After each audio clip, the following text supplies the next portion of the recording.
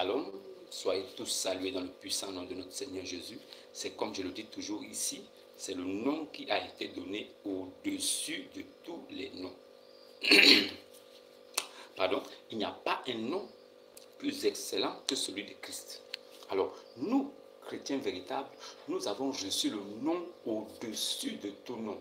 Voilà pourquoi nous avons la certitude, nous avons cette assurance que nous sommes déjà sauvés.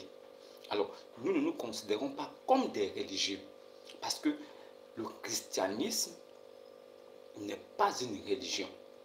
Un chrétien n'est pas un religieux. Alors, pourquoi je le dis?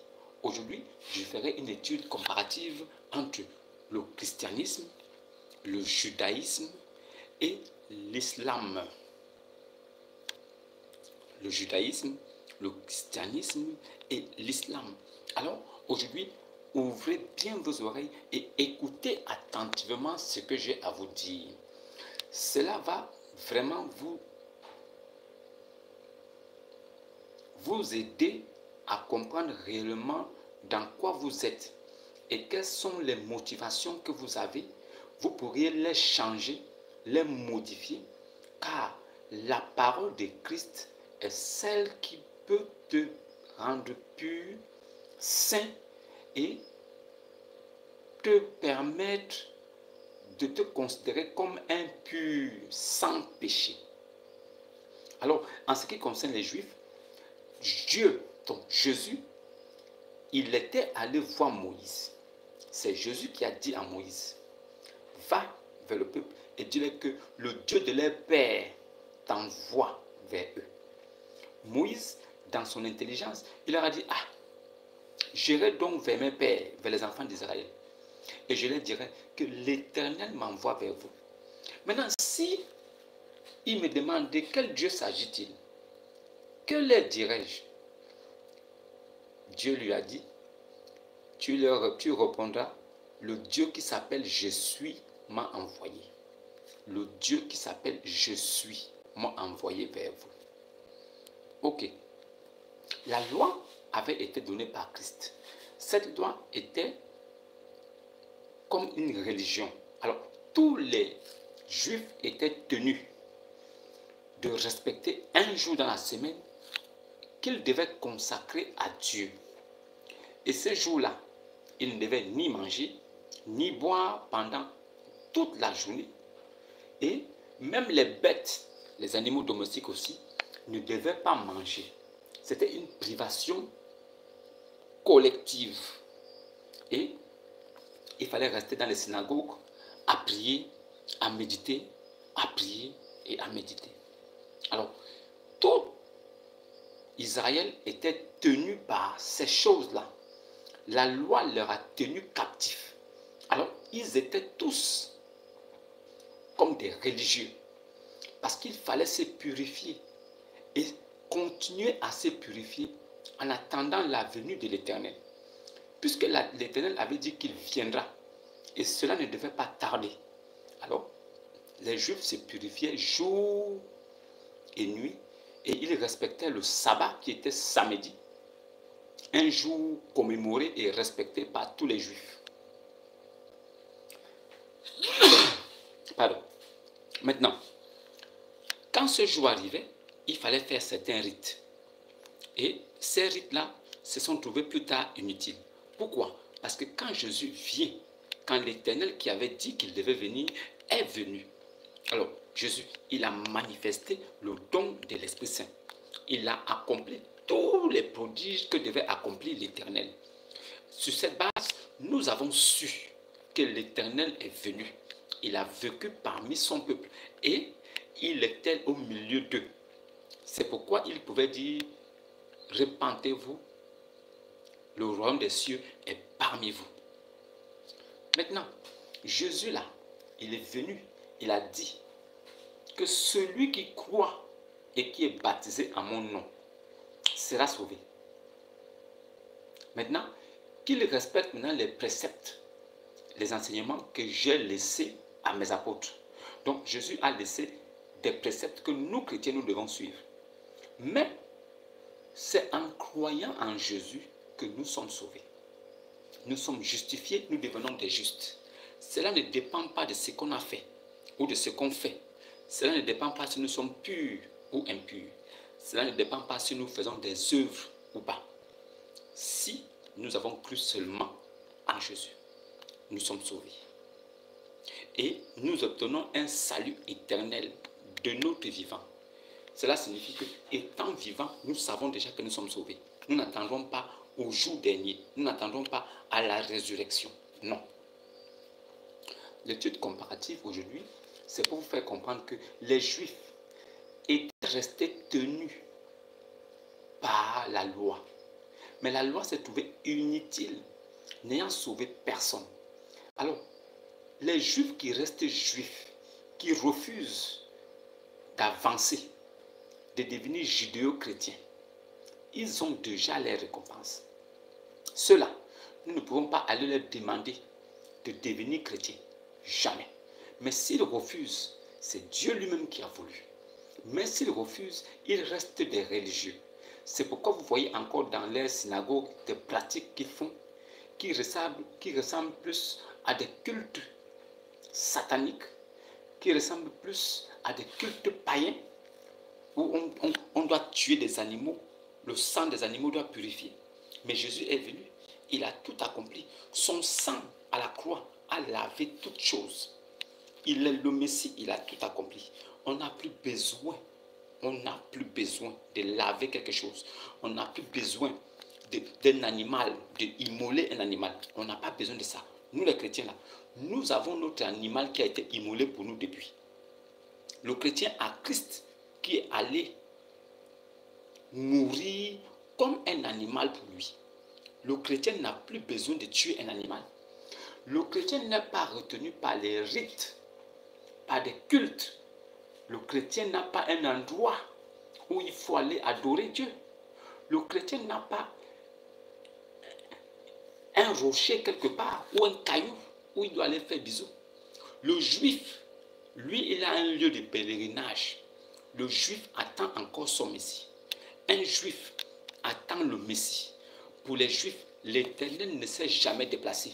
Donc pour les juifs, Ésaïe avait donc menti. La prophétie d'Ésaïe était donc fausse, puisque Ésaïe avait dit que l'Éternel devait venir lui-même. Si l'Éternel est venu comme un homme, pourquoi ne pas croire que Dieu peut se faire un homme? Pourquoi les Juifs ne sont pas différents des musulmans? En fait, le chrétien se retrouve au milieu entre les Juifs et les musulmans. Est-ce que vous voyez? Cela signifie quoi? Le Juif, il lit dans la lecture, il voit bien. Ésaïe avait prophétisé que l'Éternel devait venir lui-même. La partie qui m'intéresse, c'est là où l'Éternel dit, l'Éternel viendra lui-même et vous sauvera. Donc l'Éternel viendra de lui-même et va nous sauver. Maintenant, les Juifs étaient assidus dans des temples, dans les synagogues, en train de commencer à réfléchir. L'Éternel va venir nous sauver. Waouh, c'est sûr qu'il va venir avec une grande armée. Puisqu'ils étaient encore sous le joug, ils étaient sous le joug des Romains. C'est les Romains qui les tenaient. Alors ils étaient un peu comme assujettis.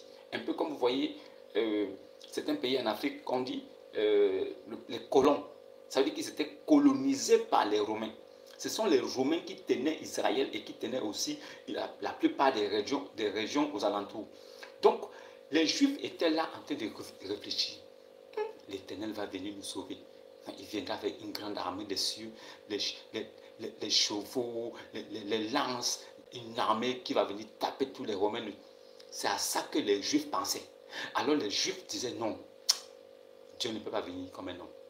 Mais les Juifs ont oublié que Dieu était venu parler à Moïse. Si Moïse pouvait se réveiller et venir vers eux leur dire, attention, moi j'ai vu l'Éternel, il vient comme un homme. Si Adam pouvait se réveiller et aller vers les Juifs, leur dire, attention, Dieu se baladait avec moi dans le jardin d'Éden. Comme un homme. Attention, si Abraham pouvait venir leur dire, hey, vous dites quoi? Jésus est venu lui-même sous la forme d'un homme parfait. Il est venu me voir. Il m'a dit qu'il allait détruire Sodome et Gomorrhe. Maintenant, il m'a dit qu'il devait sauver seulement Lot. Et c'est ce qu'il a fait. Il est resté avec moi. On a mangé, on a bu. Après, les deux anges qui étaient avec lui sont allés vers Sodome et Gomorrhe. Mais lui, l'Éternel, quand il eut achevé de parler avec moi, il s'éleva au ciel. Et une nuée l'emporta vers le... Donc, l'Éternel peut venir comme un homme. Il mange, il dort, il est là. Mais après, c'est quand il défie la loi de la pesanteur en se levant au ciel avec la nuée. C'est là où tu découvres que ce n'est pas un homme. Un homme ne peut pas faire ça. Alors, les Juifs étaient là en train de gratter la tête, ils attendaient l'Éternel. Mais qu'est-ce que l'Éternel a fait? L'Éternel a suivi le processus normal d'un être humain parfait. Ayant dit d'abord que la Vierge tombera enceinte, il y aura des signes pour vous montrer que moi, l'Éternel, tout puissant que je suis, je viendrai, mais comme un agneau. Les signes, c'était quoi? La Vierge tombera enceinte. Joseph avait sa femme. Pour lui, il ne savait même pas. Alors, sa fiancée vierge était là. Un jour, il découvre qu'elle est enceinte. Mais l'ange avait déjà dit à Marie que tu tomberas enceinte. Le Saint-Esprit surviendra sur toi. Le Saint-Esprit qui devait survenir sur Marie, là. Le Saint-Esprit, là, c'est Dieu. Vous, pasteurs, qui appelez là, Saint-Esprit descend, Saint-Esprit descend. Attention. Donc, vous demandez à Dieu de descendre. Vous venez de la part de Dieu, mais c'est vous qui dites, Saint-Esprit descend. Donc, Dieu descend, c'est vous qui le commandez. Vraiment, courage. Hein? Akiba, continuez dans ça. Ça, ce n'est pas un problème. Donc, les Juifs étaient en train d'attendre l'Éternel qui devait venir. Mais l'Éternel a pris la route d'un être humain parfait. Alors, il est venu comme un homme. Il est né de la Sainte Marie. Il est né de Marie. Il a grandi. Il est devenu un homme. À 12 ans, il se rendait lui-même à la synagogue là-bas, aller discuter avec les sages, les scribes. Mais les scribes étaient dépassés. Comment un petit garçon comme ça là, peut avoir une connaissance influge de toutes choses? Il maîtrisait les choses naturelles, les choses spirituelles. Au point même les pharisiens et tout ça demandaient que mais ça c'est l'enfant de... Ce n'est pas l'enfant de Joseph là, le charpentier. Ce n'est pas l'enfant de Joseph le charpentier là. Mais le charpentier là, il ne connaît rien. Il ne connaît rien des choses spirituelles. Il n'a même pas fait de grandes études. Mais comment son fils peut être aussi intelligent et sage? Il ne comprenait pas. C'est maman Marie qui se déplaçait tous les jours pour aller trouver Jésus. Elle se disait qu'il a disparu, on l'a même volé. Elle allait le trouver à la synagogue en train de discuter avec les anciens. Elle comprenait que, ouais, l'enfant là est petit comme ça, mais il parle avec des grands, et les grands l'écoutent. Jésus manifestait déjà quelque chose. En fait, il montrait à ceux qui sont là que ce n'est pas une affaire de grandeur ou d'âge. C'est une affaire de bénédiction. Quand tu es destiné, tu fais de grandes choses. Ce n'est pas une affaire d'âge. Alors les Juifs étaient calmes. Ils voient donc que c'est Jésus-là, le charpentier, qui leur dit, après avoir ouvert le livre d'Ésaïe, il lit la partie que cette prophétie s'accomplit aujourd'hui. Donc, l'Éternel que vous attendez depuis là, qui devait venir là, alors Jésus ouvra le rouleau du livre. Il prit la partie d'Ésaïe. Alors la portion d'écriture qui annonçait la venue du Messie. C'est ça qu'il a lu devant eux. Et il leur dit en même temps que cette portion-là s'accomplit aujourd'hui. Il a refermé le rouleau. Paf! Il a déposé. En même temps, les gars étaient scandalisés. Oh! Donc, l'Éternel qui devait venir avec une grande armée des cieux là, c'est lui qui est là? Le fils du charpentier? Non, jamais. On n'accepte pas ça. Voilà le scandale du chrétien qui a commencé depuis même notre rabbi. On a commencé à le contester lui-même. Alors, il a commencé à accomplir des miracles, à ressusciter même des morts. Il a fait des prodiges extraordinaires. Il a transformé le pain. Il a nourri plus de 1000 personnes avec 4 pains et quelques poissons. Les gens ont mangé, il restait encore des restes. Il a marché sur l'eau. Il a commandé les éléments de la nature. Le vent, la tempête, la pluie se sont arrêtés quand le maître a parlé. Les Juifs ont vu tout ça. Jusqu'à là, ils ont dit non. C'est pas toi. C'est pas toi. Nous, on attend quelqu'un qui va venir ici comme un vaillant guerrier avec des troupes. pour venir taper tous les Romains là, nous délivrer. Toi, tu es là, on t'a vu naître ici, tu suis le sein de ta mère. Tu veux nous dire quoi? Jésus, maintenant, après sa crucifixion, il est resté 40 jours avec les disciples et les apôtres. Il leur a dit que le Saint-Esprit surviendra sur vous et vous serez mes témoins dans toute la Galilée, dans toute l'humanité. Alors, le Saint-Esprit est descendu, semblable à des langues de feu, s'est déposé sur tous. Jésus ayant accompli toutes ces choses, il est monté au ciel sur la nuit, il est parti. Les disciples l'adorèrent. Il a laissé le commandement qui dit que nous les chrétiens, allez partout le monde, faites de toutes les nations des disciples. Celui qui va croire, on a parlé, tu as tendu l'oreille. Oui, je suis d'accord. Toi qui as cru là, en même temps, tu es sauvé. Tu prends ton baptême pour le salut éternel, c'est un cachet. Paf, fini. Personne ne pourra te ravir de la main de lui, Jésus, ni de son Père Dieu. Jésus là, il dit, personne ne pourra te ravir de sa main à lui et de la main de son Père qui est Dieu. Tu connais Jésus, tu connais la main de Jésus, tu connais ce que cela signifie. Est-ce que tu connais Dieu? As-tu déjà vu Dieu? Non. Qui t'a révélé Dieu? C'est le Fils. Le Fils c'est qui? C'est Jésus. Jésus dit, j'ai fait connaître ton nom, Papa, aux enfants que tu m'as donnés. J'ai fait connaître ton nom, Père, aux enfants que tu m'as donnés dans le monde. Donc le nom du Père là a été révélé par le Fils. Le Fils s'appelle lui-même Jésus-Christ. Jésus, humain. Christ, l'Esprit éternel. Jésus-Christ, jonction. C'est la conjonction de l'humanité et de la divinité. C'est pourquoi Jésus lui-même, il est le seul médiateur. Jésus homme, la Bible précise. Jésus homme, seul médiateur entre Dieu et les hommes. Pourquoi il dit Jésus homme? Parce que Jésus homme là, il est Jésus homme, il est Jésus aussi Dieu. Il est homme et Dieu. C'est pourquoi Jésus homme que nous avons vu, qui a manifesté la puissance et la toute-puissance de Dieu, qui a manifesté la droite du Père que personne n'a jamais vu. Voilà pourquoi Jésus a dit, celui qui m'a vu a vu le Père. Voilà pourquoi il a dit aussi, nul ne vient au Père que par moi. Donc la position qu'occupait Jésus était la position du Père normalement. Voilà pourquoi Jésus aussi a dit que les œuvres que je fais et les paroles que je vous dis, c'est lui qui le dit et qui fait ses œuvres. Ce n'est pas moi. Donc cela signifie que pendant que Jésus était debout, Jésus était l'image visible, mais Dieu invisible était là sur Jésus invisible pour manifester la présence de l'Éternel parmi ses enfants. Toi qui n'as pas cru ça, c'est ton problème. Maintenant, il y a certains pasteurs qui disent que les chrétiens sont des religieux. Je voudrais apporter cette correction ici. Et cette étude comparative pour vous faire comprendre que le chrétien là, il est différent des juifs, il est différent aussi des musulmans. Le chrétien, vous allez comprendre pourquoi il est exceptionnel. Vraiment, le chrétien est comme une perle rare. Le chrétien est comme le diamant, on ne le trouve pas partout. C'est pourquoi les vrais chrétiens ne feront pas de bruit. Assemblée de Dieu ne sont pas des chrétiens. Catholiques ne sont pas des chrétiens. Évangélistes, ceux qui passent leur temps à faire des miracles pour que les hommes soient séduits là, ne sont pas des chrétiens. Témoins de Jéhovah, ils sont témoins de Dieu de Moïse. Ils ne sont pas dans la grâce et la vérité. Ils devaient plutôt être témoins de Jéhovah. Ils préfèrent aller être témoins de Jéhovah qu'ils ne connaissent même pas. Maintenant, Jéhovah là, ce n'est pas le nom de quelqu'un. Jéhovah là, ça veut dire que c'est le Père Tout-Puissant. Jéhovah, c'est Dieu Sauveur. Dieu Sauveur là, il a dit que ce n'est pas son nom. Son nom n'est pas Dieu Sauveur. C'est quand tu es baptisé en son nom véritable que tu dois être sauvé. Dieu Sauveur de Jéhovah là, de Moïse là, c'est lui qui est venu avec la grâce et la vérité. Il n'y a que la grâce et la vérité qui peut te permettre de partir des ténèbres à la lumière. Il n'y a que la grâce et la vérité qui peuvent te permettre de quitter de la mort à la vie.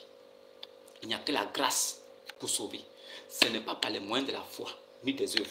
Ce n'est pas par les moyens de la foi. Hein. Je dis les moyens de la foi. Pas pour dire que ce n'est pas par la foi. Hein. Par les moyens de la foi. Non, je dois prendre ceci. Non, j'ai foi en Jésus. Je dois me prier comme ça. Je dois me mettre comme ça. Il faut que je regarde le soleil. Il faut que le soleil me voie. Non, moi je crois en Jésus, hein, mais je regarde le soleil. Si je fais caca, il ne faut pas que je regarde vers un caillou. Le caillou là me voit. Non, j'ai la foi. C'est parce que j'ai la foi que je fais cette chose. Non. La foi dont on parle là, c'est en esprit et en vérité. C'est invisible. Ce n'est pas par les moyens de la foi que vous manifestez partout là pour que nous voyons que vous êtes des chrétiens. Non! C'est parce qu'en vous, vous avez cette graine-là. Vous êtes devenu une nature spirituelle. Ce n'est pas visible. Ce n'est pas des choses charnelles. Ce sont des choses spirituelles. La foi que nous avons en Jésus Seigneur, qui est mort sur la croix, notre Seigneur, c'est ça qui nous rend purs et saints. C'est pourquoi nous sommes sanctifiés et justifiés par la parole. Sanctifie-les par ta parole, car ta parole est la vérité. C'est la parole de Jésus qui sanctifie, parce que cette parole-là est la seule parole vraie. Maintenant, nous les chrétiens, là, nous ne sommes pas des religieux. Pourquoi? Parce que nous avons écouté Jésus, nous avons entendu, nous avons mis foi, nous avons cru. Ayant cru, nous avons pris le baptême au nom de Jésus. Dès que nous avons pris le baptême, nous avons été sauvés tout de suite. Toutes les joutes et les cordes qui nous retenaient captifs sont tombées. Nous sommes devenus lumière, comme notre Père. Il est lumière. Nous ne sommes pas tenus par des rites, par des prières. Non, il faut qu'on aille samedi. Non, dimanche, je dois aller à l'église. Non, dimanche n'est pas le jour pour aller à l'église. Vous-même, vous êtes déjà à l'église. N'allez plus à l'église. Déplacez l'église que vous êtes vers un lieu. C'est vous-même qui êtes un lieu. C'est vous qui êtes l'église. C'est vous qui déplacez l'église que vous êtes pour un lieu de prière. Alors, là-bas, vous tous regroupés, vous formez une église. C'est pourquoi dans cette église, le pasteur ne doit pas dire « Celui qui a 10 000 vient par devant par la bénédiction seul ». Si vous voyez ça dans une communauté, Jésus-Christ ne s'y trouve pas. Sortez de là. Celui qui reste là-bas, il participe à l'œuvre du mal. Lui-même, il est coupable. Si vous soutenez quelqu'un qui est pédophile, homosexuel, si vous soutenez ce gars, cela signifie que le jour qu'il est condamné, vous aussi vous êtes condamné. On dira quoi? Complicité. C'est aussi comme ça que dans le monde spirituel, les choses se passent. Vous suivez un faux pasteur qui dit, celui qui a 10 000 vient par devant. Il vous frotte l'huile, soi-disant l'huile bénite. Qui a béni cette huile-là? Vous-même, vous étiez là. Est-ce que vous avez vu Dieu descendre venir bénir l'huile? Ouvrez vos Bibles et montrez-moi un verset là où un apôtre de Christ a béni l'huile. Montrez-moi un petit verset là où un apôtre de Jésus a béni eau bénite, sel bénite, huile bénite. Qui a fait ça? Pendant le règne des apôtres, qui a fait ça? Personne. Mais vous venez aujourd'hui, vous nous dites que non, vous êtes des chrétiens. C'est Jésus qui vous a envoyé. Et maintenant, pour manifester votre foi devant les hommes, vous attrapez votre Bible ici, là, à l'aisselle. Vos aisselles même là, qui intoxiquent la Bible. Vos aisselles qui intoxiquent les Saintes Écritures. Parce que vous ne... Ça veut dire, comme vous ne connaissez même pas la parole de Dieu, il vous a égaré. Ne connaissant rien, vous êtes perdu.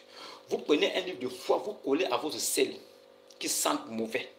Et vous croyez que c'est que vous allez venir dire aux gens, oh non, je suis chrétien. Parce que tu as dit que je suis chrétien. Et certains même quand ils disent ça, je suis chrétien. Le fait de baisser la tête comme ça, ou bien comme ça, montre que non, il est doux. C'est un agneau. Vraiment, c'est un enfant de Dieu. Qui vous a dit que les chrétiens sont des agneaux? Qui vous a dit ça? C'est notre Seigneur Jésus qui est mort comme un agneau. Mais les chrétiens là, ils sont des lumières. Si tu blagues avec lui, il te prouve qu'il est un vrai chrétien. C'est-à-dire, tu le vois, tu dis, comme il est chrétien, il va marcher comme ça. Tu vas lire. Un chrétien ne joue pas. Parce qu'il défend bec et ongle l'héritage de son père. C'est que son père a laissé. Les vrais chrétiens là, on ne dit pas, viens par devant. Ceux qui ont 5 000, après on descend 5 000. Venez par devant. Tu vois quelqu'un qui se lève. Il a 5 000. Il laisse sa soeur assise. Il laisse son frère assis. Il va par devant comme il a 5 000. Il va prendre la bénédiction seul.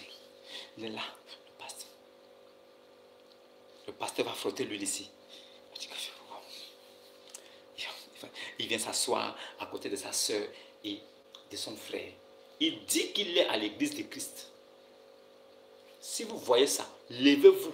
Partez tranquillement de là. Jésus-Christ n'est pas là-bas. Parce que s'il y a une bénédiction, c'est toute l'église qui en bénéficie. C'est pourquoi si on dit, celui qui a 10 000 vient par devant, que tous ceux qui ont 10 000 se lèvent et qu'ils tiennent à la main tous ceux qui sont assis. Allons-y ensemble prendre la bénédiction là. Si vraiment il y a bénédiction, allons-y ensemble. Une église là, c'est Christ qui est la tête. Nous sommes les membres. Comment la tête peut être là? Le pied se lève seul pour aller faire quelque chose et le corps est là pour entendre. Si vous êtes église de Dieu, vous constituez tous l'église. Alors si quelqu'un se lève, que tout le monde se lève en même temps. Que si quelqu'un s'assoit, que tout le monde s'assoit. Un pasteur qui dit viens pas devant, ça veut dire que c'est un escroc, c'est un voyou. Viens pas devant avec une bénédiction, avec une bonne offrande, je vais prier pour toi. Maudit, maudit. Jésus-Christ ne te connaît pas. Celui qui fait ça, dites-lui en face que tu es un maudit. Contente-toi de la dîme qu'on te donne et des offrandes volontaires. Ne demande pas. Quand tu commences à demander, tu exiges, tu deviens un délinquant, un brigand. Tu es un voleur. Maintenant, tu te mets derrière le nom de Christ. Je suis père, je suis Jésus, je suis le frère, je suis pasteur, je suis homme de Dieu, je suis homme de Dieu, je suis puissant. Vous êtes tous des menteurs. Que la vérité parvienne et qu'elle vous libère. Le chrétien est différent d'un juif. Le juif, lui, il est encore là. Il tape le pied au sol. Il attend Jésus. Le juif attend le Messie. Ésaïe a parlé. Tout ce qu'Ésaïe avait dit, s'est accompli. Le juif a vu, il a bien entendu, mais il ne croit pas. Le juif dit non, c'est faux. Dieu ne peut pas venir comme un homme. Jamais. La raison pour laquelle Jésus-Christ a été tué, c'est parce qu'il se faisait appeler fils de Dieu. Lui-même, il disait que je suis le fils de Dieu. Les Juifs disaient, quoi? Tu es fou. Fils de Dieu, si les Juifs disent que c'est Dieu dans un cordon. Les Juifs sont assez intelligents pour comprendre ça. Les Juifs ne disent pas que Jésus ne peut pas être le fils de Dieu. Hein. Les Juifs, là, ils ne disent pas que Dieu ne peut pas venir sous la forme d'un homme. Les Juifs n'ont jamais dit que Dieu ne peut pas prendre la forme d'un homme. Non. Les Juifs, eux-mêmes, ils savent que Dieu peut prendre la forme d'un homme. Mais les Juifs, là, ils ont quelque chose. Ils refusent que ce soit Jésus qui soit venu comme Dieu. C'est ça le problème des Juifs. Par contre, nous les chrétiens, là, qui sont des nations païennes, qui ont été adoptés plus tard, comme la femme étrangère que Moïse a épousée là, nous sommes comme ça. C'est comme ça que nous sommes. Donc nous sommes venus comme étant des brebis égarées, mais quand la parole nous a touchés, en même temps nous avons cru. Nous sommes devenus des chrétiens. En devenant des chrétiens là, nous sommes devenus des scandales encore pour le monde. Ceux qui voyaient Jésus faire, et après Jésus, les apôtres étaient scandalisés par ce que Jésus faisait et les apôtres faisaient. Au point de dire que celui-là, le fils du charpentier là, que vous dites que c'est lui qui est le fils de Dieu. Jamais. S'il était fils de Dieu là, il devait descendre sur un cheval blanc depuis le ciel là-bas, on devait le voir venir avec une armée de l'accompagner. Parce qu'il est le fils du Très-Haut, le fils du puissant, le fils de Dieu tout-puissant, du Père éternel. Alors il devait venir comme ça, avec une armée. Mais comme il est venu, il est né comme un bébé, il a grandi. Tout ce qui s'est passé après là, les gars s'en foutaient. Non, c'est un homme comme nous. Il ne peut pas être fils de Dieu. Tuez-le. Faisons-le mourir. Il blasphème. C'est un impie. Il est possédé par un démon. Ils ont tout dit. Parce que Jésus a dit, c'est moi qui suis le fils de Dieu. Que vous attendez depuis là? Vous vous êtes gardé pur. Vous avez observé le sabbat. Vous avez fait des choses. Vous avez refusé de manger le porc. Manger ceci. Vous avez fait toutes ces choses. Pour que je vienne maintenant, vous ne me reconnaissez pas. C'est moi qui suis là. Bon, comme vous ne comprenez pas, il a d'abord foulé au pied le sabbat. Quoi? Le sabbat est un jour de Dieu. Tu foules ça au pied. Tu veux dire quoi? Il leur a dit. Les amis du marié, hein, les amis de l'époux du marié, peuvent-ils gêner? Ça veut dire que pendant que le mariage est en train, les cérémonies du mariage sont en train de péter, il y a la bouffe, il y a à boire. Est-ce que les amis du marié peuvent gêner ce jour-là? Pendant que le marié est là. Pendant que l'époux regarde, eux aussi. Non. Quand l'époux est là, les amis de l'époux mangent, dansent. C'est ce que les apôtres faisaient avec Jésus. Pour les dire, vous vous attendiez le mariage depuis. On vous a dit que le mariage aura lieu un jour. Alors vous êtes resté là, vous avez fait votre tenue, déposée, vous attendiez le jour du mariage, on attend. Maintenant, le marié est arrivé. Vous n'avez même pas cherché à savoir comment est-ce que le marié va venir. Maintenant, le marié est arrivé, il est parmi vous. Vous ne savez pas. Maintenant, le mariage commence, les gens sont en train de danser, de boire. Vous êtes toujours en train d'attendre le mari, avec vos costumes. Et non, attends le mari. Le mari est là. C'est lui qui fait la fête là. Allez le rejoindre, vous faites la fête. Les Juifs ont dit jamais. On n'est pas rejoindre le gars qui fait la fête là. Nous-mêmes, on voit qu'il y a quelqu'un qui fait la fête là-bas. Oui, un homme se marie là-bas, c'est vrai. Mais son mariage là est trop petit. Parce que le mariage de celui qu'on attend là, c'est toute la ville qui doit fêter. Mais c'est un quartier qui fête pour lui là. Donc c'est pas lui. Non, c'est pas lui. Ça ne peut pas être lui. Parce que c'est seulement un quartier. Nous, on veut toute une ville. C'est ce que les Juifs attendaient. Et Jésus, maintenant, pour manifester son mécontentement, il a commencé donc à fouler au pied le sabbat. Donc, il ne respectait plus le samedi saint. Les Juifs se sont indignés. Il leur a fait comprendre que le responsable lui-même du sabbat était là. Il fallait venir le suivre et écouter ce qu'il a dit, parce qu'il avait la parole de la vie éternelle. Les Juifs ont dit, tu es fou. Comme tu es venu pour boycotter notre idolâtrie. Nous là, on était dans une religion. On se plaît dans la religion. Faire des œuvres. On se plaît à faire des choses. Jeûner. Ne pas manger telle chose. Ne pas regarder à gauche. Ne pas faire comme ça. On se plaît dans ça. Jésus est venu de dire que je suis venu vous enlever de cette captivité-là. Sortez de là, suivez-moi. Allons faire la fête. Ils ont dit jamais. On ne te suit pas. D'abord, tu te dis fils de Dieu, non? Sauve-toi toi-même maintenant. Ils l'ont crucifié. Après ça, ils ont regardé et dit, quand le voile s'est déchiré, pouah, ils ont dit, wouh, il est vraiment le Fils de Dieu. Ils ont reconnu. Une partie reconnue, mais une partie restait mécréant jusqu'aujourd'hui. Alors, la partie qui est restée mécréant, ont contaminé ça à leurs enfants de génération en génération, ils ont contaminé ça. Ce qui fait que les enfants aujourd'hui, qui sont des pères mécréants et des grands-pères mécréants, continuent à rester mécréants. Mais tous les Juifs qui ont cru que l'Éternel s'est déplacé et est venu lui-même sous la forme d'un homme et qu'il a tout accompli et qu'il est appelé le Messie parce qu'il est l'Esprit éternel dans un corps d'homme, ceux-là sont devenus judéo-chrétiens. Alors ceux-là ne sont pas liés par une religion. Nous adorons notre Père en esprit et en vérité. Nous ne sommes pas des religieux. Nous avons franchi ce cap-là. Dieu merci. Maintenant, les Juifs, ils sont restés là. N'ayant pas reconnu le Messie, ils sont restés dans leur position là. Eux, ils sont là, ils attendent le Messie. On attend le Messie. Nous, on attend le Messie, il doit venir. Il doit venir. Et s'il vient là, même une deuxième fois, tant qu'on ne voit pas toute l'armée des cieux et les anges descendre avec lui, on ne peut pas accepter. Voilà la position des Juifs. Ils sont comme des Thomas. Tant qu'ils n'ont pas vu, ils ne croient pas. Tu as vu maintenant, tu crois parce que tu as vu. Heureux désormais ceux qui vont croire sans avoir vu. Donc nous là, qui avons cru sans avoir vu là, nous sommes heureux. Nous sommes vainqueurs. Nous sommes sauvés. Mais les Juifs là, ils sont restés là en attente. On attend toujours l'Éternel. Il doit venir. Ésaïe n'a pas menti. Ésaïe était un prophète authentique de Dieu. Il ne peut pas mentir. Si Ésaïe a dit l'Éternel va venir là, l'Éternel va venir. Alors les Juifs continuent d'attendre l'Éternel qui doit venir.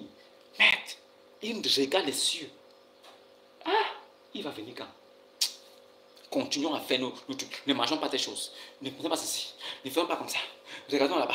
Prions comme ça. Faisons ceci. Mettons un chapeau aussi. Faisons comme ça. Tout ça là, parce qu'on attend. On attend l'Éternel qui doit venir. Mais les Juifs eux-mêmes, ils sont voilés. Ésaïe 44, verset 18. Les Juifs eux-mêmes, ils sont voilés. Une partie des Juifs sont mécréants. Eux, ils attendent encore le Messie. Si vous devez comprendre quelque chose, celui qui est appelé le Messie, c'est l'Esprit éternel qui est venu. Sinon, ne l'appelez pas le Messie. Si vous reconnaissez quelque part que Jésus est le Messie, même le Al-Coran reconnaît que Jésus est Al-Masiyah. Si vous reconnaissez que Jésus est le Messie, alors asseyez-vous tranquillement et réfléchissez encore. Si vous dites qu'il n'est pas le Messie, alors à partir de là, vous avez raison d'avoir des doutes. Pensez à autre chose. Mais si vous connaissez, si vous-même, dans votre conscience, vous savez que dans votre livre de foi, Jésus est appelé Al-Masiyah. Al-Masiyah dans le Al-Coran. Si vous savez ça, alors méditez au calme. Parce que c'est dangereux. Et allez-y faire des recherches pour savoir ce que signifie Messie. Le Messie, c'est l'Esprit de Dieu éternel dans un corps d'homme. C'est ce que ça signifie. C'est l'Esprit Christ éternel qui se mouvait au-dessus des eaux avant la création. C'est ça qu'on appelle le Messie. Alors, si Jésus est appelé le Messie, donc on fait allusion à cet Esprit éternel. Si Jésus est l'Esprit éternel, c'est pourquoi il a été élevé au ciel par Allah. C'est pourquoi il est vivant au siècle des siècles. C'est pourquoi il est le même hier, aujourd'hui et éternellement. Celui qui n'a pas compris ça, je ne peux rien faire pour toi.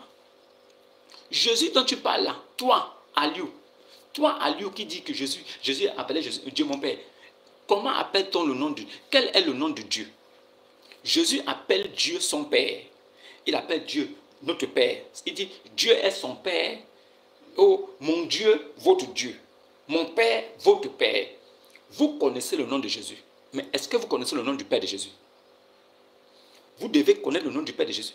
Si Jésus dit qu'il a un Père, demandez à Jésus comment s'appelle ton Père.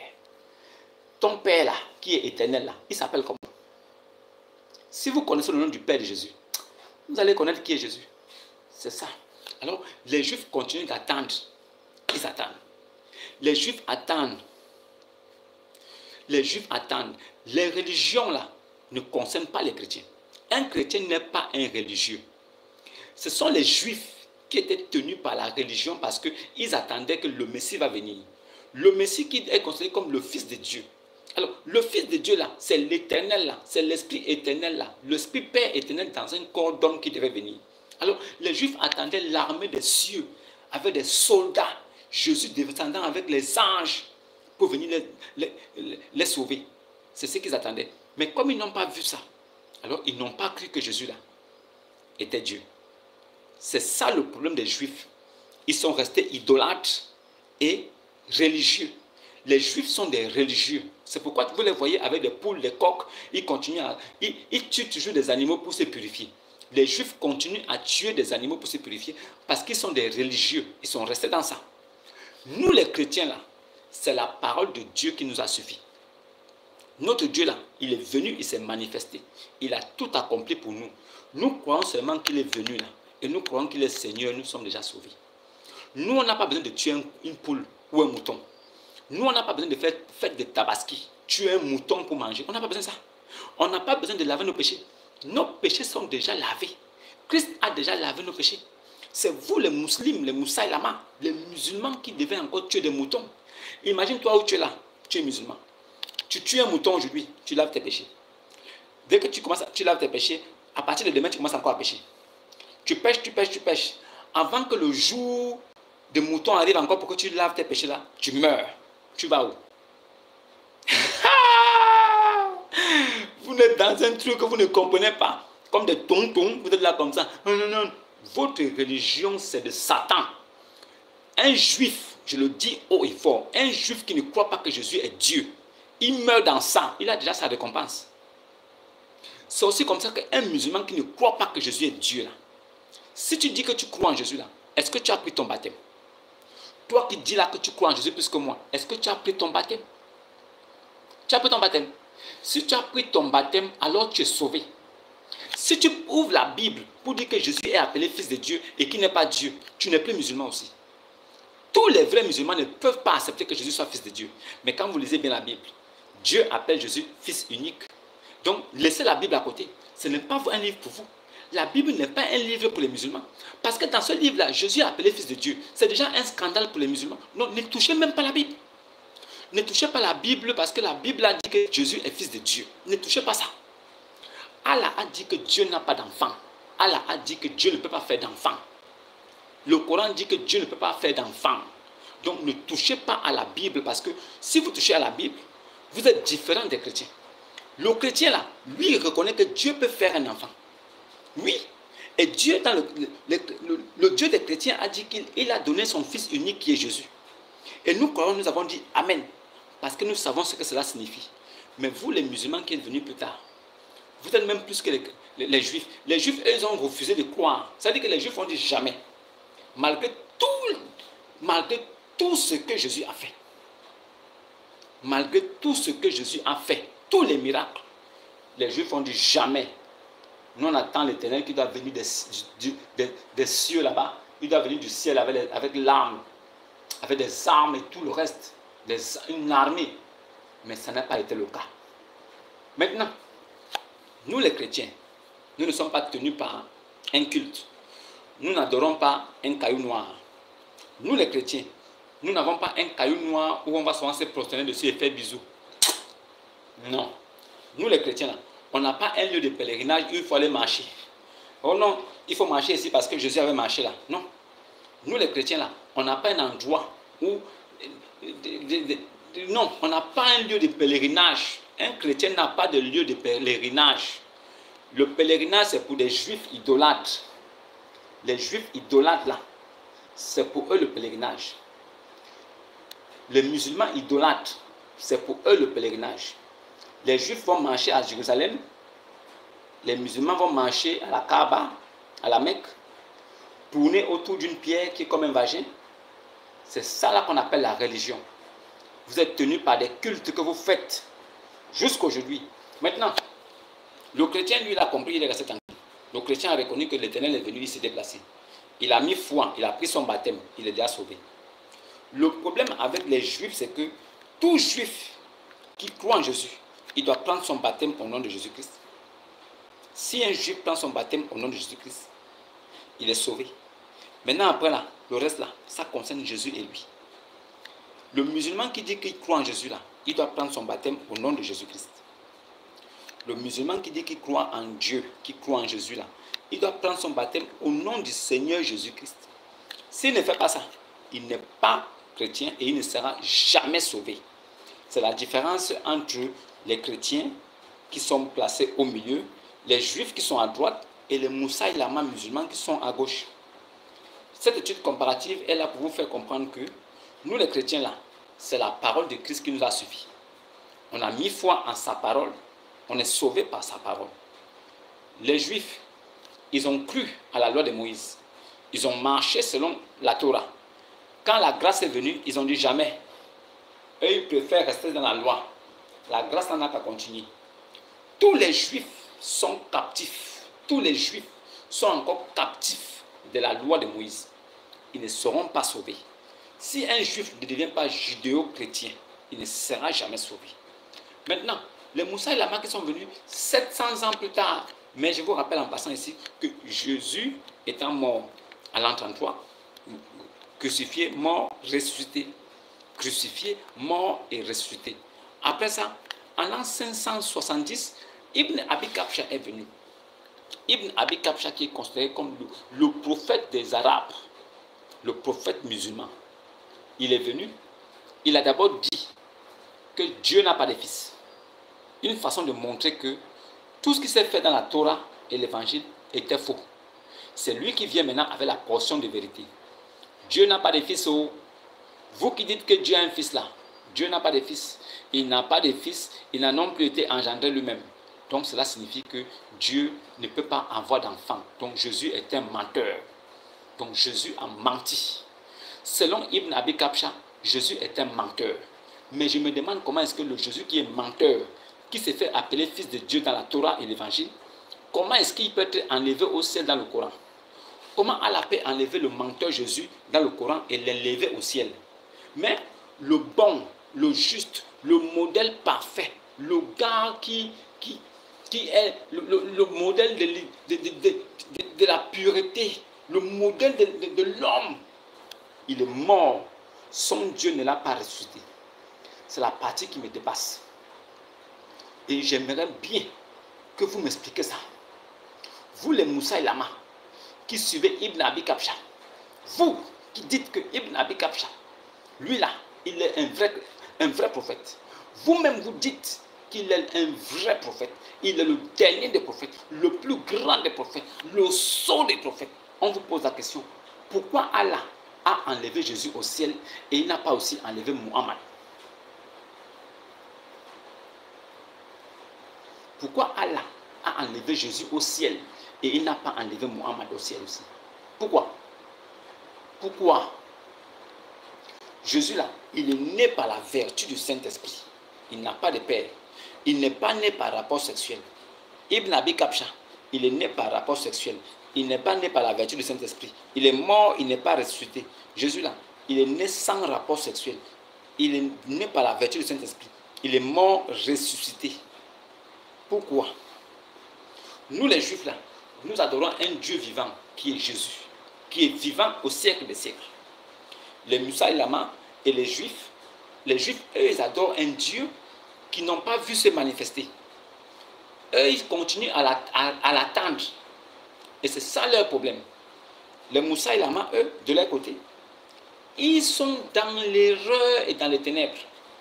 Parce qu'ils adorent un Dieu mort qui a envoyé un prophète limité et qui vient encore les renfermer dans la captivité qui est la religion.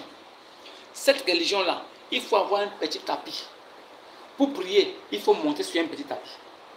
Il faut regarder vers le soleil devant. Il faut laver la tête, les bras, les pieds.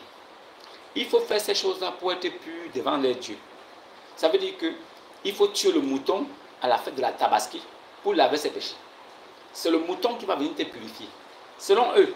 Par contre, nous, les chrétiens, c'est la parole de Dieu qui se trouve dans la Sainte Bible là, qui nous sanctifie et qui nous purifie.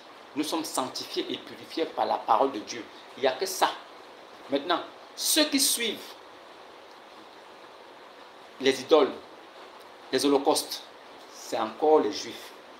Les Juifs sont encore au niveau des sacrifices et des holocaustes pour se purifier.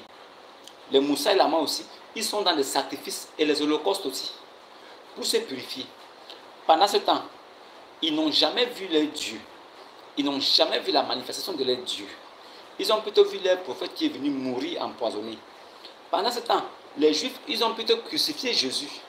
Toi qui dis que tu es fils de Dieu là, ça veut dire que en fait, les Juifs, en mettant Jésus à la croix, était une façon de le prouver quoi. Pour dire, ok, comme tu dis que tu es fils de Dieu, hein, ça veut dire que c'est l'Esprit de Dieu dans un corps d'homme. Fais donc un miracle pour que nous on va croire que tu es vraiment Dieu. On te crucifie comme les autres. Si tu es vraiment Dieu là, tu ne vas pas mourir. Mais Jésus, qu'est-ce qu'il a fait? 3 jours après, il est ressuscité. C'est ça qui leur a scandalisé. Mais une partie est restée mécréante. Parce qu'ils ont dit non, c'est faux. C'est sûr qu'ils ont menti, ce n'est pas lui. Certains juifs ont dit que ce n'est pas Jésus. Oh non, il est mort, c'est faux, celui-là n'a pas ressuscité. Vous avez fait semblant. Certains ont dit, ils ont fait semblant. Ce sont ceux-là qui sont partis avec Mohammed. Maintenant, ceux qui avaient cru qu'il est ressuscité là, ce sont ceux-là qui ont continué jusqu'à ce que nous serons là aujourd'hui avec la Sainte Bible pour vous dire que dans cette étude comparative, vous voyez clairement que le chrétien ne peut pas être un religieux. Un véritable chrétien, un chrétien ne peut pas être un religieux. Il n'est pas tenu par la religion. La religion ne l'intéresse même pas. Il sait une chose, il suit une idéologie, c'est l'idéologie de Christ. Un chrétien va ressusciter comme son patron. Un chrétien va ressusciter comme son Seigneur. Un chrétien là, il va ressusciter comme son prophète. Maintenant, vous qui suivez un prophète qui n'est pas ressuscité, les Juifs là, vous suivez un Dieu qui n'a jamais rien manifesté. Les Juifs suivent un chrétien qui n'a un Dieu qui leur a promis qu'il va venir les sauver et qui n'est jamais venu. Les Juifs sont toujours en train d'attendre que les dieux viennent les sauver. Il ne viendra plus. Mais nous, les chrétiens là, nous avons cru que l'Éternel qui avait promis aux Juifs là qui devait venir là, nous croyons que lui il est venu. Et nous savons que par sa mort, la résurrection, nous confessons que lui, c'est lui qui est Seigneur. Et nous savons qu'en acceptant ces choses-là, nous sauvons notre âme aussi en même temps. Et nous sommes sauvés en Jésus-Christ. Alors, les Juifs, ils attendent encore le Messie. Les chrétiens, ils ont déjà le Messie. Par contre, les musulmans, eux, ils ont Ibn Abi Kabsha, qui est mort empoisonné. Sa mort n'a servi à rien pour la religion islamique. Tous les musulmans iront en enfer en rang groupé. On va les entasser comme ça, comme du bois de chauffe. On les fait rentrer tranquillement là-bas. C'est pourquoi Dieu dit qu'il n'y a personne parmi eux qui ne passera pas par l'enfer. Alors, aujourd'hui, j'aimerais encore apporter quelques éclaircies sur certaines choses pour que vous compreniez là où vous êtes. Les religions sont connues des hommes. Et des endroits où vous priez là, il faut que vous sachiez si c'est vraiment Dieu qui est là-bas. Comment un pasteur peut vous dire que l'huile bénite là, il te vend un petit flacon comme ça à 20 000, 30 000. Toi-même qui te dis intellectuel, tu as fait des études, tu as bac plus, licence plus. Tu as doctorat plus. Comment ne peux-tu pas aller vérifier sur un petit livre comme ça? Tu étais doctorant, tu avais des bouquins, une dizaine de bouquins qu'il fallait lire. Tu as pu les lire jusqu'à comprendre la vérité. Et tu as passé des examens et tu as réussi. Parce que tu as pu mémoriser tout ce que tu avais lu à l'intérieur. Comment un seul livre qui est la Bible vous dépasse? Vous êtes incapable d'aller vérifier tout ce qui est à l'intérieur pour qu'un homme qui vient de la part de Dieu, quand il se met devant vous, vous soyez capable de le confronter. C'est écrit où? Ce que tu dis là, c'est écrit où? Ce que tu fais là, c'est écrit où? Il vous dit qu'on baptise au nom du Père, du Fils et du Saint-Esprit. Posez-lui la question, c'est écrit où? Quel est le baptême chrétien qui a été opéré de cette façon? Au nom du Père, du Fils et du Saint-Esprit. Ça n'existe nulle part. Ça n'existe nulle part. Maintenant, quelle est la portion d'écriture qui appelle Marie Mère de Dieu? Quand vous lisez votre Bible, est-ce que vous avez déjà vu quelque part où Marie est appelée Mère de Dieu? Ça n'existe nulle part. Maintenant, vous les laissez dire que Marie, Mère de Dieu, vous êtes là, vous ne dites rien. Pourquoi? Pourquoi vous ne dites rien? Vous êtes quel genre de chrétien? Vous remplissez seulement les assemblées. C'est une façon pour vous d'aller vous montrer quoi. Vous voulez montrer que vous êtes un exemple de réussite. Beau costume, belle robe, on part là-bas comme ça. Madame a mis une perruque avec le rouge à lèvres, les faux cils. Elle a fait le make-up. L'autre là-bas, elle a mis le foulard, Modibo, avec une robe pour montrer qu'elle est une femme pieuse. Vous croyez que c'est à l'apparence qu'on va reconnaître vos fruits? Vous croyez que vous pouvez nous séduire par votre façon de marcher avec vos robes? Non!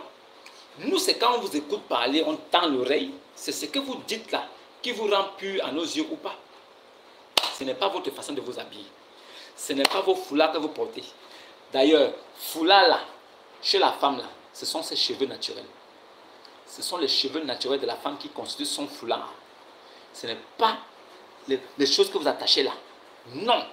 Femme qui met perruque là, si vous comprenez ce que Dieu attend de vous, allez enlever ça rapidement. Allez enlever vos cheveux faux. Allez enlever ça. Mettez tranquillement vos cheveux.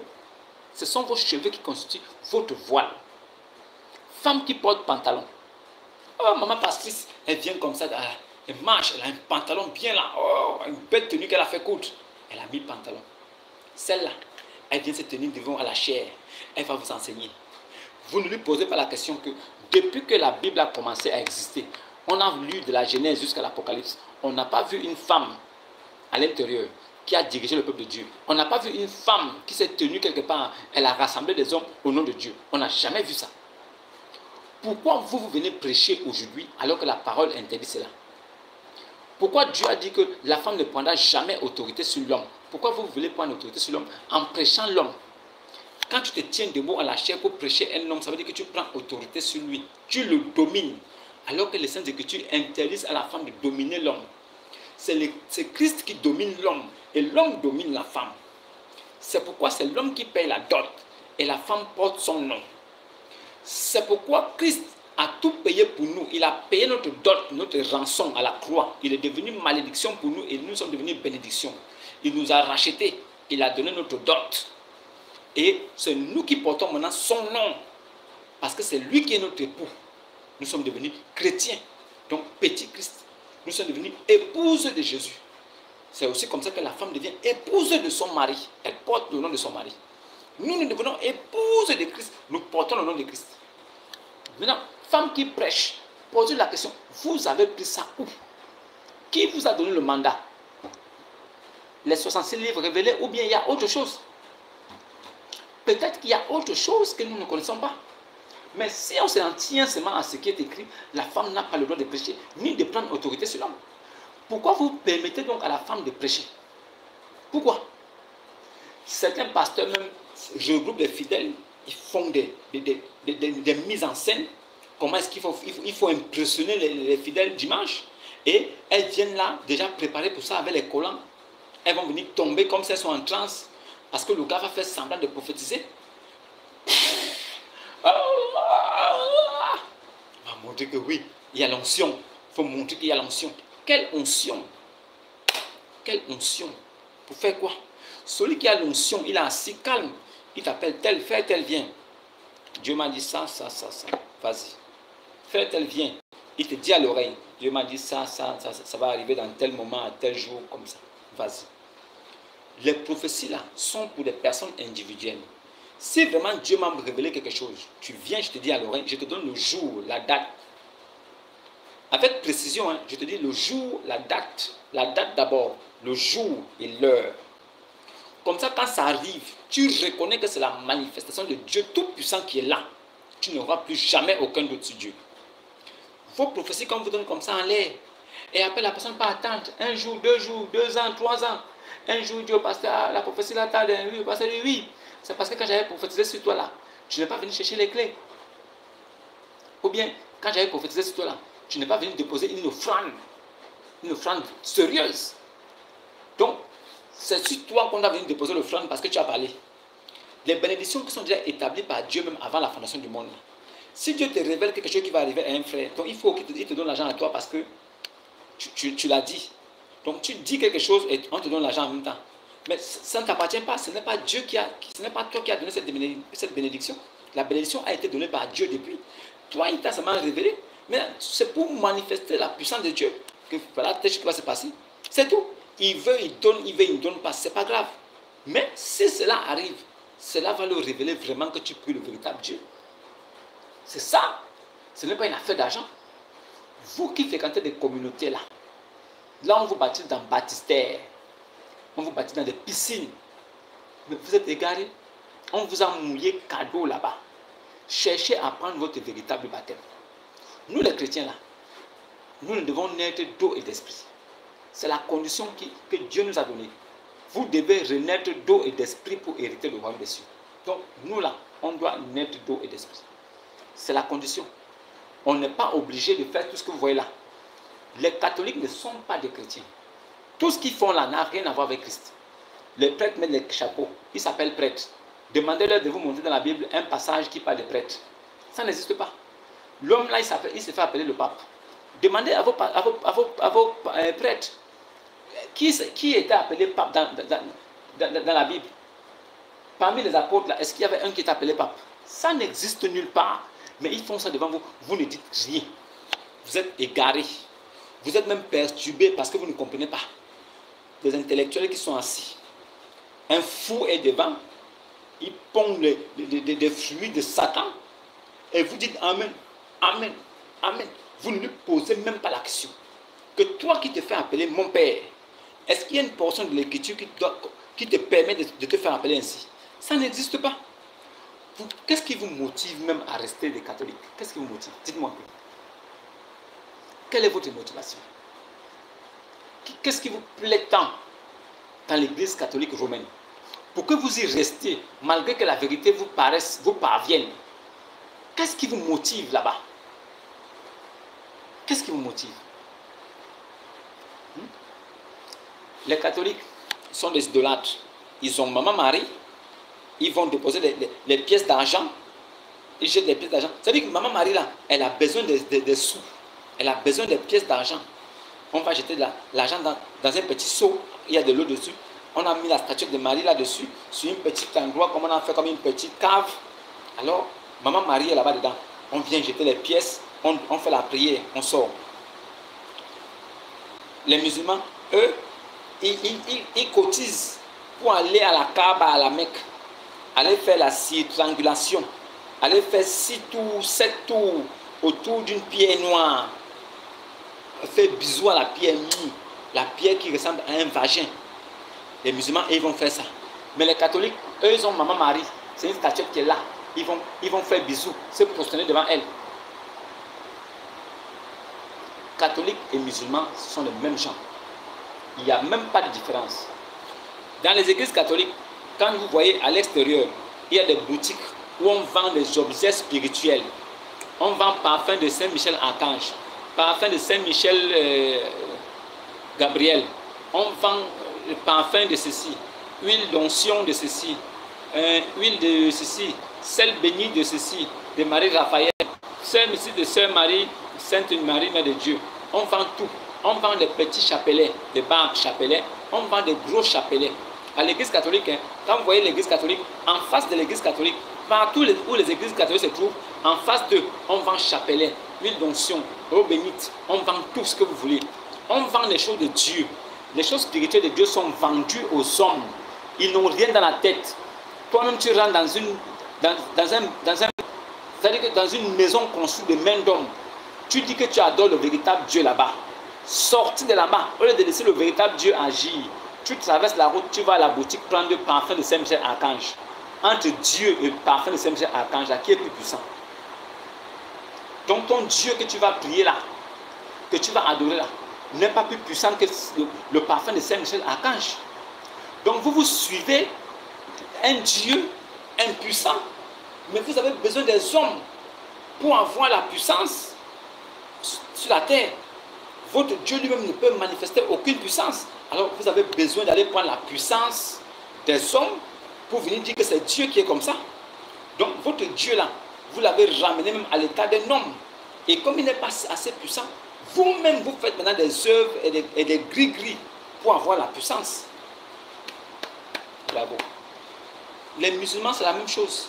En face des mosquées, il y a des petites boutiques qui sont là. On vend cola là-bas. On vend parfum de quoi. On vend canari. On vend les grilles, les coris. On vend tout. On vend même les poudres magiques. Magie noire, magie rouge. On vous vend les livres même de récitations, des incantations pour devenir riche. On vous vend des livres, des incantations pour attirer les femmes. On vous vend tout. En face de la mosquée, ils vous vendent des choses spirituelles qui vont vous permettre de réussir. Parce que leur Dieu lui-même Allah est incapable de vous faire réussir lui-même avec sa puissance. Alors, il faut maintenant des marabouts. Ce sont des marabouts, des charlatans maintenant qui vont vous vendre des talismans.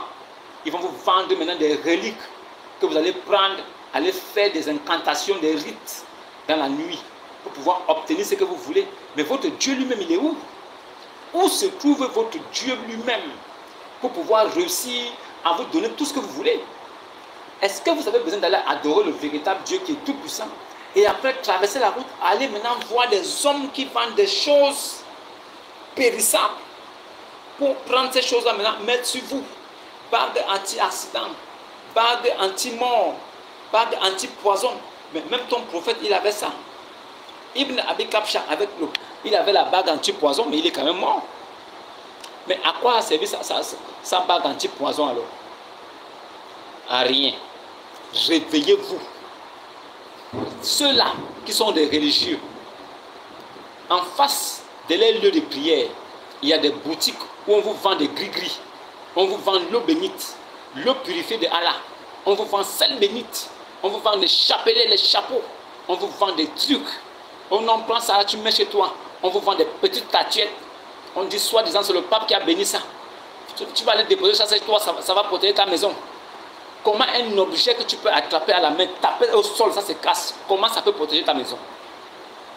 Comment un chapelet qui a été tissé par un homme, tu peux l'avoir à la main, tu dis que tu es protégé? Un chapelet que moi je peux attraper comme ça, je tire, ça se coupe, ça se gaspille. Ça tombe, ça se gaspille, c'est fini. Toi tu attrapes ça, tu dis que c'est un objet plus précieux qui va te protéger. Comment ça? On vous dit d'adorer le vrai Dieu en esprit et en vérité. Vous refusez. Les chrétiens sont les seuls à adorer le vrai Dieu en esprit et en vérité. Il n'y a que les chrétiens qui adorent en esprit et en vérité. Le reste là, ce sont des charlatans, ce sont des idolâtres, des païens. Ce sont des marabouts. Ils ne connaissent pas le véritable Dieu. Ils adorent un Dieu inerte, un Dieu mort, un Dieu idole. Nous les chrétiens, nous adorons un Dieu vivant. Le Jésus que nous adorons là, il est vivant au siècle des siècles. C'est pourquoi nous l'adorons. Maintenant, vous dites que vous êtes des religieux. Vous dites que vous adorez les vrais dieux. Mais vous vendez encore les gris-gris. Vous vendez encore les parfums bénites, les eaux bénites. Vous vendez des choses en face de vos lieux de prière. Vous vendez des choses. Ça veut dire que vous aidez votre Dieu. Votre Dieu n'est pas si puissant que ça. Donc, vous maintenant, vous voulez aider votre Dieu en apportant des petits reliques, des gris-gris, des talismans que vous allez vendre maintenant aux fidèles. Le fidèle finit de prier le vrai Dieu. Et après, maintenant, vous lui vendez encore un talisman qui va le déposer à la maison. Donc, le vrai Dieu qu'il est en train d'adorer là, c'est le talisman là maintenant qu'il amène à la maison. Donc, en réalité, votre Dieu là, il se manifeste par des mains d'hommes, par des objets qu'on peut gaspiller, détruire. C'est comme ça qu'il est puissant. Nous les chrétiens là, notre Dieu réside en nous. Tous les pasteurs qui disent que Saint-Esprit descend, vous êtes des bâtards. Tous les pasteurs qui disent Saint-Esprit descend, vous êtes des maudits. Vous connaissez le Saint-Esprit? Est-ce que vous connaissez le Saint-Esprit? Vous le connaissez? Est-ce que vous savez que le Saint-Esprit c'est Dieu lui-même? Est-ce que vous savez que le Saint-Esprit c'est Dieu lui-même? Vous savez ça? Donc vous êtes envoyé par Dieu. Vous venez, vous dites que vous êtes serviteur de Jésus-Christ. Mais vous dites à Dieu descend. Jésus-Christ descend. Et le Saint-Esprit descend. Donc ça veut dire que c'est vous qui demandez à Dieu de descendre. C'est vous qui êtes envoyé, qui êtes au service de Dieu, mais c'est vous qui lui dites de descendre. Vraiment, Akiba, courage, continuez dans ça. C'est moi qui vous dis, restez dans ça. Hein? On verra au jour dernier. Voilà, vous verrez au jour dernier, mais pas moi. Moi, je ne vais pas voir au jour dernier. Moi, j'ai déjà vu pour moi tout de suite. Moi, c'est maintenant que j'ai déjà vu. Et je sais que je suis sauvé. Moi, je ne suis pas un religieux. Ce n'est pas une religion qui me capte, qui me tient. Je ne suis pas obligé de faire 5 prières, 6 prières par jour. Non. Je ne suis pas obligé de rester. Je vous salue Marie, pleine de grâce, et notre Père qui est aux cieux. Non. Si je veux prier là, c'est l'Esprit de Dieu lui-même qui me met à cœur ce que je dois dire. Ce n'est pas vous qui devez me dire, c'est écrit ici, va seulement lire ça. C'est comme ça que les musulmans, eux, ils lisent les incantations. Ils disent,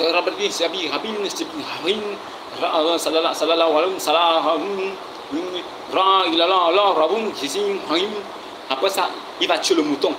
Après ça, il va tuer la poule avec quelques coris. Il prend le sang, il verse à la route. Voilà son Dieu. Après, il a la bague anti-accident, bague anti-mort.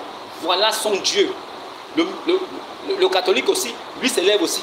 Non, lui il va, je vous salue Marie, pleine de grâce. Le Seigneur, dès qu'il finit, en même temps aussi, il prend un chapelet, il commence à compter. Notre Père qui est aux cieux, il finit. Après, il lance quelques pièces. Lui aussi, il dit qu'il adore un Dieu vivant. Ce n'est pas un problème. Restez dans ça. Le chrétien là, il n'est pas un religieux. Le juif qui est resté juif, c'est un religieux. Le juif qui est devenu judéo-chrétien, il a épousé la vérité et la grâce, il est sauvé. Le chrétien, il est sauvé par la grâce et la vérité, par la parole de Dieu. Le Moussa Lama qui est venu plus tard, lui, il est déjà condamné. Parce qu'il adore un homme qui n'est même pas un prophète. Et un Dieu qui est une idole. Et en même temps qu'il y a un Dieu qui a un totem. Un Dieu qui a totem. Il ne faut pas manger porc. Il ne faut pas boire le vin. Un Dieu qui a peur du vin que lui-même a créé. Un Dieu qui a peur du porc. Voilà un Dieu. Moi, je ne peux pas avoir peur d'un Dieu pareil. Le jour où je crois en ce Dieu-là, j'attrape 2 porcs, je dépose devant lui. Il va fuir. Un Dieu qui a peur d'un animal que lui-même il a créé, il ne peut pas être Dieu. Jamais. Les dieux qui ont des idoles là ne sont pas des dieux. Jamais. C'est pourquoi il s'est associé lui-même à un caillou noir. Le caillou noir de la Kaaba. Ce caillou maudit qui n'apporte aucune bénédiction là. Ce caillou de Satan qui ressemble à un sexe de femme. Nous savons tous que tout ce qui ressemble à un sexe de femme est faible. Tout ce qui a la forme d'une femme est faible. Alors je ne peux pas adorer un Dieu qui a un caillou qui a la forme du sexe d'une femme. Je ne peux pas. C'est un Dieu faible. Ce n'est même pas Dieu. Un Dieu fort. Nous les hommes, nous sommes créés à l'image de Dieu. Nous sommes la gloire de Dieu. Notre Dieu est puissant. Il est fort. Nous sommes l'image de Jésus-Christ. Jésus-Christ était un homme tout puissant. Il a ressuscité des morts. Il a même vaincu la mort. Nous, chrétiens, nous sommes comme lui. Nous sommes tout puissants comme des hommes. Nous sommes virils. Nous sommes des hommes. Nous allons ressusciter le jour de... Nous allons ressusciter avec Jésus-Christ. Notre Dieu est mort, il est ressuscité, il est vivant au siècle. Votre Dieu n'est jamais mort, il n'est jamais manifesté, il n'a jamais vécu, il n'est jamais où. On ne sait même pas d'où on va le trouver. Nous là, notre Dieu là, les gens l'ont vu. C'est pourquoi nous sommes sûrs qu'on adore un Dieu véritable. Mais votre Dieu là, personne ne l'a vu. Vous adorez donc quel Dieu? Nous les chrétiens, nous sommes placés au milieu.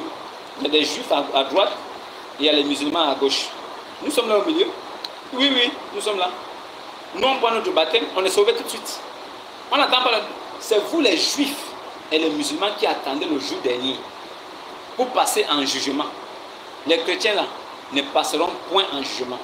Ils sont sanctifiés, justifiés par la parole de Dieu. Un chrétien véritable est déjà même au ciel à l'heure où je vous parle. Donc, dans cette étude comparative, vous avez vu que les juifs eux-mêmes, ils ont voulu rester religieux parce qu'ils n'ont pas reconnu la venue de l'Éternel. Ils n'ont pas cru que le Messie lui-même est venu. Ça n'engage que eux. Maintenant, les musulmans aussi, eux ils disent plutôt que Jésus qui était le Messie, eux ils reconnaissent que c'est le Messie. Mais ils disent que sa mort ne peut pas sauver l'humanité. Ils mettent donc en doute ce que Ésaïe avait dit. Ésaïe avait dit que Dieu viendra lui-même et vous sauvera. Maintenant, quelqu'un vient 700 ans plus tard, il dit que non, Ésaïe avait menti.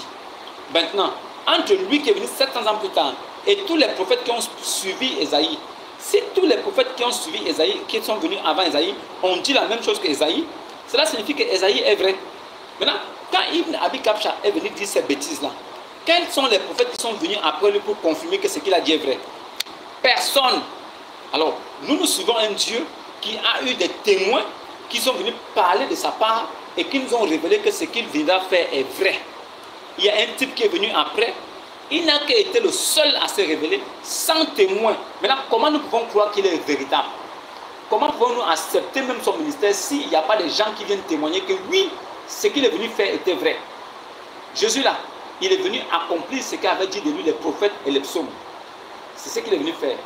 Ibn Abi Kabsha, qui a parlé de lui avant qu'il ne vienne, il est venu accomplir quoi? Et quels sont les prophètes qui l'ont précédé pour venir dire que ce qu'il va dire est vrai? Il vient contredire la Bible, alors que la Bible, c'est l'affaire de plusieurs prophètes qui se sont succédés en disant la même chose. Mais lui vient seul, il contredit la Bible. Quels sont les prophètes avant lui qui ont confirmé les choses qu'il est venu dire? Aucun. Mon frère, restez dans votre religion, vous les juifs. Restez aussi dans votre religion, vous, les Moussa et Lama. Ça n'engage que vous. La vérité doit paraître. C'est la vérité qui sauve. Et la vérité, c'est une seule personne. La lumière, c'est une seule personne. Le chemin, c'est une seule personne. Aucun autre homme sur la terre n'a dit ces choses-là. Que je suis la vérité, la lumière, la vie. Je suis le chemin. Il n'y a pas eu un prophète qui a dit ça. Tous les prophètes sont venus parler de la part de Jésus. Mais Jésus, il est venu. Il a dit, je suis. Nul ne vient au Père que par moi. Il a dit des choses qu'aucun prophète avant lui n'a dit. Donc, c'est lui l'Éternel lui-même qui est venu là. Maintenant, l'autre qui est venu après l'Éternel là, il dit qu'il ne sait même pas ce que l'on fera de lui, ni de vous qui le suivez. Il n'est qu'un avertisseur. Il ne sait pas ce qu'on fera de lui. Vous le suivez donc sur quelle base? Sourate 33, verset 43. C'est lui, Allah, qui prie sur vous, ainsi que ses anges, pour vous faire sortir des ténèbres à la lumière. Allah continue de prier pour que vous sortiez des ténèbres à la lumière 600 ans après Jésus. Mais Jésus lui-même là, il est venu comme la lumière. Il nous a dit que celui qui marche avec moi là ne verra jamais les ténèbres. Il est la lumière. Et celui qui marche avec moi sera aussi la lumière. C'est ce que Jésus nous a dit. Et nous croyons en ça. Celui qui est venu après Jésus, il dit que lui ne sait pas où il va. Et qu'il ne sait même pas ce qu'on fera de vous. Maintenant, vous le suivez comment? Quelle promesse il vous a donnée? Restez dans ça. Juifs, idolâtres, ça n'engage que eux-mêmes ils ne reconnaissent pas le Messie. Mais ils sont restés des idolâtres. Vous, musulmans, vous reconnaissez quand même que Jésus est le Messie. Mais vous dites qu'il n'est pas Dieu. Et en même temps, vous adorez un caillou noir. et vous adorez un Dieu qui ne parle pas, qui n'entend qu'une seule langue. Un Dieu qui accepte qu'on prenne un caillou noir, on met à côté de lui. Le caillou noir est aussi puissant que lui. Tu fais bisous au caillou noir, tous tes péchés sont pardonnés. Alors, pourquoi vous tuez donc les moutons? Allez-y tranquillement faire bisous au caillou noir et ça s'arrête là. Si vous tuez les moutons, ça veut dire que le mouton là doit vous purifier. Mais nous là, nous sommes purifiés et renouvelés tous les jours en parlant seulement de Jésus. Sa mort nous purifie et nous rend vrais, nous rend des lumières. Tous les jours de notre vie, Jésus est mort pour nous. Donc nous sommes purifiés et renouvelés de purification. Vous devez tuer mouton pour vous purifier. Jusqu'à quand vous allez tuer mouton? Jusqu'à quand? Quand vous tuez les moutons là, pour vous purifier là, mouton là vous a fait quoi? Mouton vous a fait quoi? Vous croyez vous purifier avec ça? Vous lavez vos pieds, vos têtes, vos anus. Vous croyez que c'est comme ça? C'est ça la vérité. D'accord? Continuez dans ça. Alors, Alium Gay a dit, cherchez à d'où vient votre religion. Vous-même, écoutez bien, Alium Gay a dit, cherchez à d'où vient votre religion.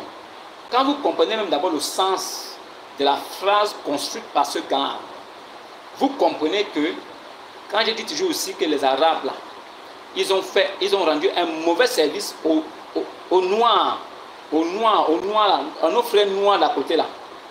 Nos frères noirs d'à côté qui ont épousé une religion qui n'a ni tête ni queue là. Ils sont des analphabètes et des illettrés comme les prophètes. Voilà Alioum qui dit, cherchez à d'où vient votre religion. C'est-à-dire qu'au lieu de me dire, cherchez à savoir d'où vient votre religion, il me dit, cherchez à d'où vient votre religion. Vous comprenez un peu dans quel sens je veux dire, ce n'est pas de sa faute. Si tu adores un Dieu et un prophète attardé mental, illettré, analphabète, toi-même tu hérites des mêmes choses. Sa façon de parler montre qu'il est illettré et analphabète. Il est comme son prophète.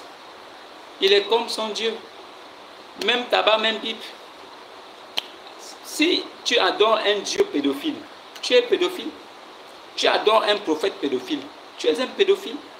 Si tu adores un prophète qui a couché un enfant de 6 ans, tu es un pédophile aussi. Toi aussi, tu peux coucher un enfant de 6 ans. Si tu adores un Dieu qui permet que son prophète couche un cadavre, c'est que toi-même aussi, tu es un coucheur de cadavres. Celui qui suit un bandit est un bandit. Si tu suis un homme et qu'il est un bandit, toi-même tu seras un bandit. Votre prophète a dit que vous avez le droit de yastanki, c'est-à-dire que de niquer, de culbuter des femmes, de les prendre même pour les louer pour des services sexuels. S'il a dit ça et qu'il était un pervers pédophile, vous aussi vous êtes des pervers pédophiles. Si quelqu'un vous insulte là même, ça ne va servir à rien. On est seulement obligé de dire ce que votre prophète était pour vous identifier à ça. C'est-à-dire, on vous identifie à votre prophète. Il a couché les cadavres. Vous êtes des coucheurs de cadavres. Il a couché un enfant de 6 ans, pédophile. Vous êtes des pédophiles aussi. Il a tué des gens pour prendre le butin. Vous êtes aussi des tueurs et vous faites du mal pour prendre le butin. C'est ce que ça signifie. C'est tout. Est-ce que ça là même on a beaucoup de... C'est vous-même qui parlez ici. Nous, on va encore faire comment? C'est ce que tu as écrit. C'est ton commentaire qui est là. Tu es à l'image de ton Dieu et de ton prophète.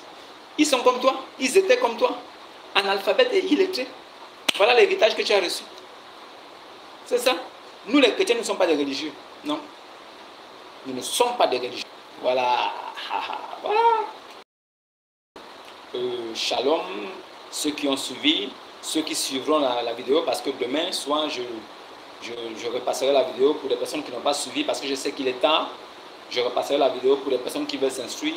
Cette étude comparative était une étude pour que vous sachiez la différence qu'il y a entre les juifs, les chrétiens et les musulmans. C'était juste pour vous amener à comprendre ce... Voilà, les juifs, ils sont là. La nation de Dieu, c'est Dieu lui-même qui a dit que c'est sa nation. On ne peut pas dire le contraire. Mais nous ne pouvons pas aussi dissocier ce que Dieu a dit et sa parole. La parole de Dieu a dit que c'est Israël qui est sa nation, les juifs. C'est aussi lui qui a dit que sa parole là, c'est elle qui jugera. C'est la parole qui a fait toutes choses. C'est la même parole aussi qui sanctifie et purifie. Et c'est la même parole aussi qui va nous juger. Donc, je prends seulement la parole et je dis aux juifs qui sont restés juifs que c'est la même parole là qui va vous crucifier aussi. C'est la même parole là qui va vous condamner aussi. Vous êtes le peuple de Dieu. Si vous ne croyez pas, c'est sa même parole là aussi qui va vous crucifier. Maintenant, ceux qui sont devenus judéo-chrétiens, C'est la même parole-là qui va vous sanctifier, vous purifier pour que vous soyez sauvés. C'est ça aussi. Maintenant, ceux qui sont musulmans, qui sont déchus de la grâce, qui ne connaissent même pas le Messie, qui ne sont même pas le peuple choisi de Dieu, qui sont des égarés ténébreux, eux-là, ils sont même déjà en enfer. Tous ceux qui suivent l'islam sont comme leurs dieux et leurs prophètes. C'est tout. Comment est votre Dieu? Pédophile, analphabète, illettré, homosexuel. C'est ça votre Dieu. Nécrophile, il permet que vous couchiez les cadavres. C'est ça votre Dieu. C'est votre partage. C'est tout. Voilà. C'est ce que je tenais à vous dire aujourd'hui. Que la paix de Christ soit avec vous. Que la paix et le salut soient avec les vivants. Paix et salut sur les vivants. Seulement les vivants. Si tu es un homme mort, il n'y a pas de paix et salut sur toi. Paix et salut sur les vivants. Les véritables enfants de Christ, quand ils meurent, on dit paix et salut sur son âme. Parce qu'on sait qu'il va tout droit au paradis. Paix et salut sur l'âme des véritables chrétiens. Ce sont eux-là qui méritent ça. Paix et salut sur les vivants. Paix et salut sur les vivants. La paix et le salut sont donnés seulement aux vivants. Le jour que tu meurs parce que tu étais chrétien, c'est cette paix et ce salut-là qui va te conduire tranquillement au ciel. La paix et le salut, c'est pour les vivants. Pendant que les gens sont encore vivants, souhaitez la paix et le salut. C'est ça qui va les conduire. Quand la personne est morte, s'il était chrétien, tu dis seulement que la volonté de Dieu s'accomplisse. Si la personne est morte et qu'elle n'était pas chrétienne, il n'y a pas de rip, il n'y a pas de paix à son âme. Maintenant, vous qui croyez que le prêtre va venir faire messe de requiem, messe de rachat, pour aller racheter ton âme en enfer pour le paradis, vous êtes des maudits. Le prêtre là, il a pris votre argent cadeau. Allez-y récupérer votre argent chez les prêtres. Ils vous ont trompé pendant trop longtemps, vous faisant croire que non, quand quelqu'un meurt, on va venir faire messe de requiem, de rachat, on va aller répandre son âme en enfer pour amener au paradis. Ils vous ont trompé. Si vous devenez chrétien et que vous mourrez, arrivez au paradis là-bas, vous ne les verrez pas. Vous serez là-bas au paradis et ils seront en enfer. Vous ne pourrez pas les voir. Parce que le prêtre vous a menti. Allez récupérer vos argent. Allez récupérer votre argent chez les prêtres. C'est des menteurs. Aux messes de requiem. Des maudits. Quelle messe de requiem? C'est vivant qu'il faut reconnaître Jésus. Souviens-toi de moi pendant les jours de ta vigueur, les jours de ta jeunesse. C'est en ce moment qu'il faut se souvenir de Jésus-Christ. Quand tu es déjà mort là, il n'y a pas de paix et salut sur toi. Ça ne viendra jamais. Jamais paix et salut sur toi. Jamais. Ça ne viendra pas. C'est faux. Il n'y a pas de paix et salut sur les morts. Vous qui dites paix et salut sur les morts là, vous faites des cultes de morts. Vous êtes des idolâtres. On ne fait pas de paix et salut sur les morts. Réveillez-vous un peu. Il n'y a pas de paix et salut sur les morts. Ça n'existe nulle part. Paix et salut sur les vivants. Dieu a dit il est le Dieu des vivants. Il n'est pas le Dieu des morts. Paix et salut sur les morts. C'est l'abomination. Un homme qui est mort, vous allez souhaiter paix et salut sur lui pendant 1000 ans. Ça ne va jamais aller quelque part. Il ne va jamais ressusciter et il n'aura jamais la paix. Paix et salut sur un maudit comme ça. Un homme qui est parti attraper un petit bébé qui avait encore les caca aux fesses. Il a commencé à frotter son pipi sur elle. Un maudit comme ça, vous dites paix et salut sur lui. Ça va aller où? Paix et salut sur lui, paix et salut. Salala wa salam. Salala ila wa salam. Salala ila wa salam. Salala ila wa maudia. Salala ila wa maudia. Il ne va jamais ressusciter. Même dans son propre livre, il n'est pas ressuscité. C'est demain qu'il va ressusciter. Vous êtes des rêveurs. Revenez à Jésus. Revenez à Jésus. C'est la seule chose qui peut vous sauver. Revenez à Jésus. Vous restez là-bas. Vous êtes condamnés. Personne ne pourra vous sauver. C'est tout ce que je voulais vous dire aujourd'hui. Là. Vous voulez rester là-bas. Maintenant, tous les chrétiens véritables, que la paix et le salut soient votre partage. Que la paix et le salut soient votre partage. Que la Pâque qui a été immolée avec nous, qui est Jésus, soit votre partage. Et que ce soit toujours en esprit et en vérité que nous l'adorons, sans montrer au monde entier que nous sommes des croyants. Un homme n'a pas besoin de montrer au monde ou bien de convaincre le monde qu'il a une bonne relation avec son Dieu. Son Dieu connaît la relation qu'il a avec lui. C'est suffisant. À bon entendeur, salut. À bon entendeur, salut. Shalom et à demain.